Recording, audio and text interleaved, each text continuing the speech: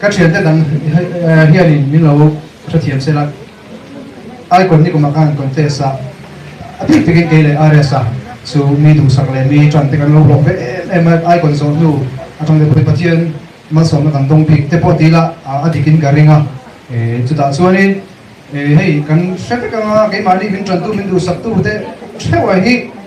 cái mani in cái em MMC hiện in lâu in bậc cái lệ gì á mấy chuyện à kan sẽ cái ama sẽ coi là public zone lâu ngang rồi kan sẽ cái này khác chứ assume kan ti về China kan phát hiện kan ti tuân tập hồi hiện nghĩ thấy sẽ là anh em thấy sẽ là con trai bố thì kan ti về bông bông chuyện này kan đi lúc thì sử dụng về chuyện cái mà tập bố hi anh em khắp xuyên tới thì biết rồi kan em khắp về chuyện tập bố hi khắp xuyên kalau ni biết rồi sinh mi gì đấy rồi tới rồi thằng lâu đi tụi con mà rồi chứ ama area sẽ hình bảo ta kan soi đủ chứ ni cùng ai còn kan gió nu lấy kan gió mà trong đó point này ai còn kan contest lại trong tuần khen hiền Mizoram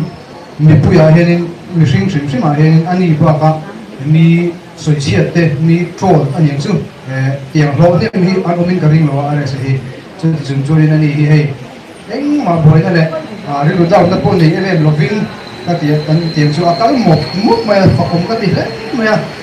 soi chiết nó còn thế mi là anh troll tất cả mi cái gì đi tay là cái gì hay vì cái việc này sẽ sẽ có một việc này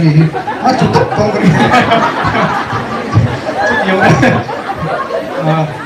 gần thế điều bây giờ thì ai sẽ hay áp dụng cái thì phổ cái này tất cả là thì cái này gì mà cho nên tiếng đông nem bер này mình ăn thì nó sẽ bер anh cái tiếng thế đâu mà anh mà rồi áp dụng này nên ber này sẽ này khang ở trong sân thiệp vàng thế amma sun thiệp vàng thế còn này na chúng ta cho nên cái tung tu amma hiện tâm ta có mình cái gì à